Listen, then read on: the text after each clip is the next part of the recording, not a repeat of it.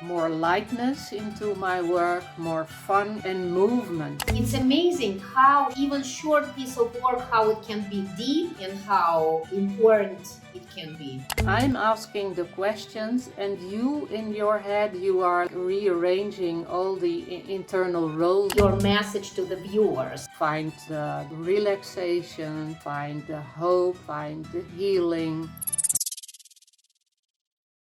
Hello, welcome to Action Explorations. My name is Ina Bobikova, and today our topic is working with mini stage online. And my guest today is Ina Hogenboom. Hi, Ina. Ina is in Netherlands. Ina, thank you so much for this little piece of work. I wanted to share one thing. It's just every time it amazes me, even through this short demonstrations, even it is with cameras, even it's with drilling neighbors here and technical issues. It's amazing how even short piece of work, how it can be deep. We knew that it's going to be short piece of work and we're recording with camera. It's amazing how healing it can be and how important it can be. So thank you so much. It's very interesting for me because it's second time lately in my pieces of work. I'm recording a lot of videos and I do ongoing personal therapy once a week. Lately, second time, it's this kind of trickster figure pops up and it tells, I don't want to do anything bad. I just want to play.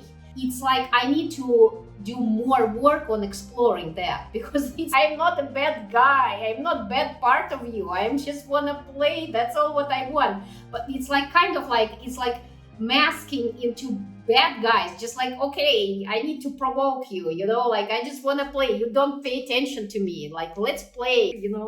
And it's very cool because, okay, I've done so much years and years on trauma work and it's turned into, there are no bad guys there, like, Where are the bad guys? I know, there are no bad guys. And I am so like, oh my God, this is so cool that I have like this trickster which wants to play.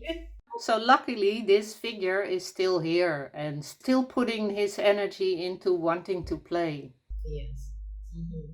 Now I understand why you wanted it on the stage. All right. Yes. And you asked me, you want it on the stage or you even removed it so I couldn't even, you created a big distance in one moment. You wanted to check with me what's the comfortable distance, correct? Yeah. Would you please do some comments on some important moments you think would be a good example for people viewing that?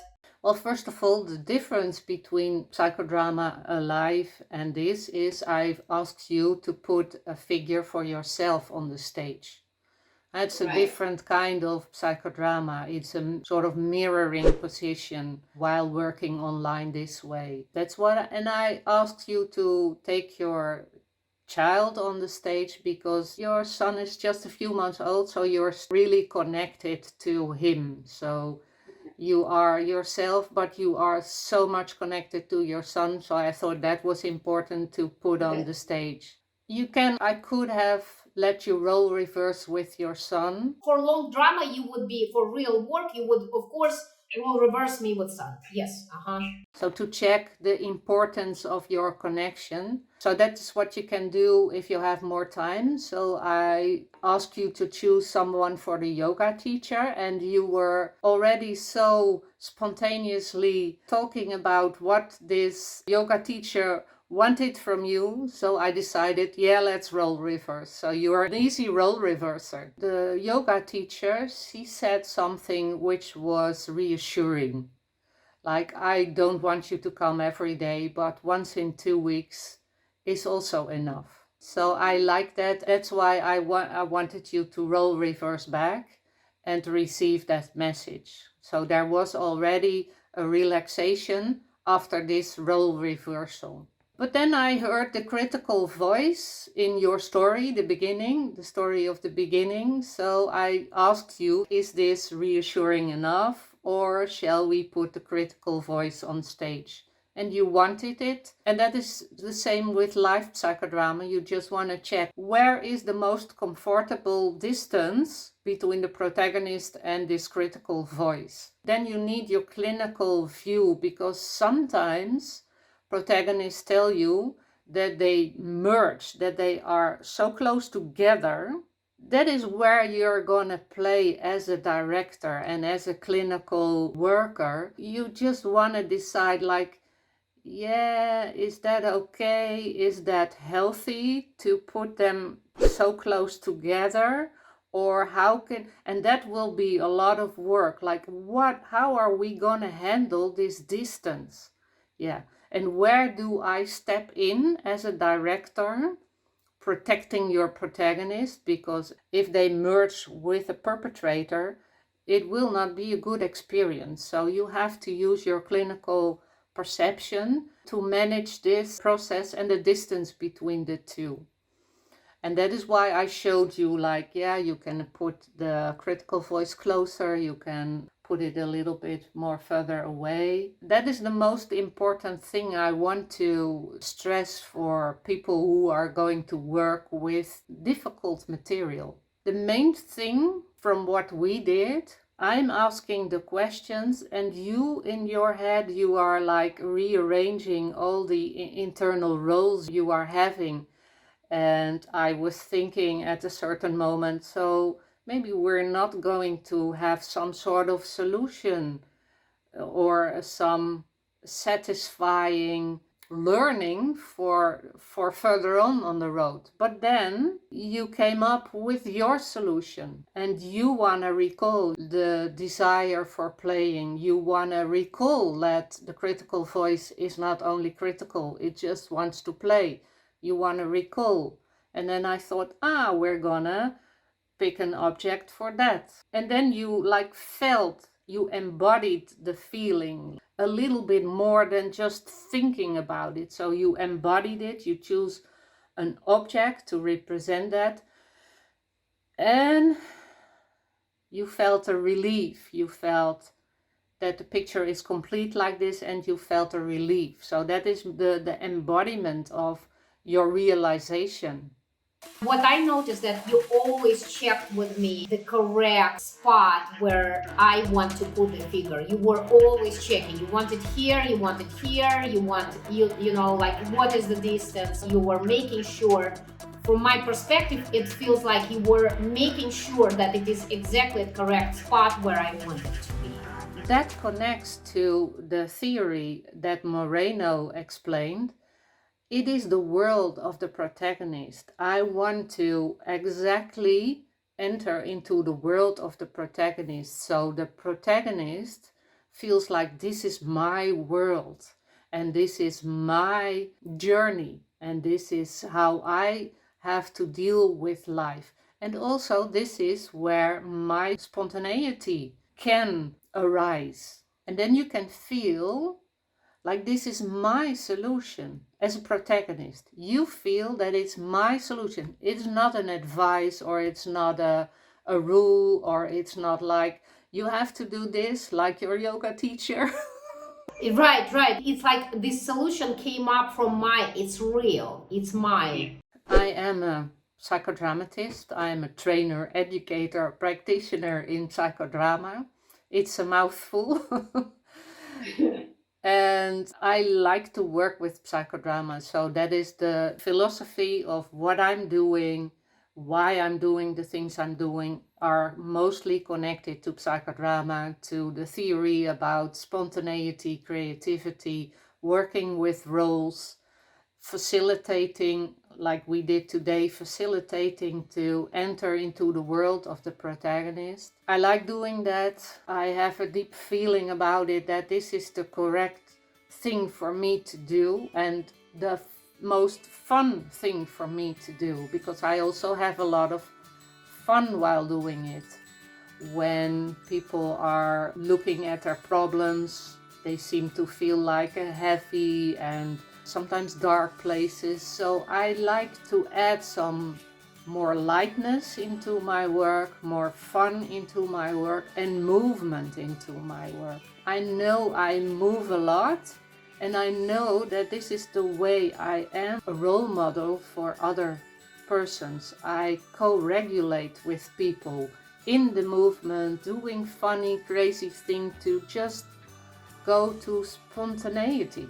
That is my most precious subject. Enter into spontaneity and creativity will arise. Yes. I'm also a psychologist, so I have my own practice. I do individual therapy, training, coaching, supervision. I'm also working for an employee assistance program, so that's a worldwide known program for people in working place. That's actually my specialty. So my specialty and most of my experience is in the Organizations. the connection between clinical psychology and organizational psychology. That is my specialty. And I also do some commercial work, like when there's a critical incident on big plants or big factories or big companies. I am one of the specialists that goes to this place and facilitates the team and the people that are affected by this critical incident. So we have a special method for that, which is also really interesting. So it's actually almost like crisis intervention in organizations. Right. Wow. And I educate people in psychodrama. I'm doing a lot of work for therapeutic spiral models. I'm having a workshop about working with projective identification in groups, which is really, really exciting. And I do all kind of other workshops, trainings, like working with a trauma triangle, working with defenses. And I like doing So that. you can find in module 8 and 9 in TSM, it's the group and group processing. Ina created absolutely amazing charts to process the group. And Ina is just like amazing on the sociometry of the group. I definitely noticed that this is your absolutely amazing skill to see the connections and internal processes in the group. Could you please say your message to the viewers? And we have like kind of, I assume that we have two categories of the viewers. One is people who are seeking for help, and another part of people are practitioners and clinicians. For my clients, I want to tell them, working with this that I'm doing, working with psychodrama, working with a mini stage, it is always on the edge of heaviness and lightness. And I want to work with people bringing some more lightness in life. And that's what I did with my journey. I am more lighter now and I have more fun while doing the work. And that is what I hope to reach for my clients, to find the relaxation, to find the hope, to find the healing. And it's possible, It goes step by step, and the learning process can be difficult, but it can also be fun and exciting to learn new things and to learn also in togetherness, examining, investigating things together. Like we did today, Anna, we were together, like investigating, like how are we going to do it? How is it the most perfect for you?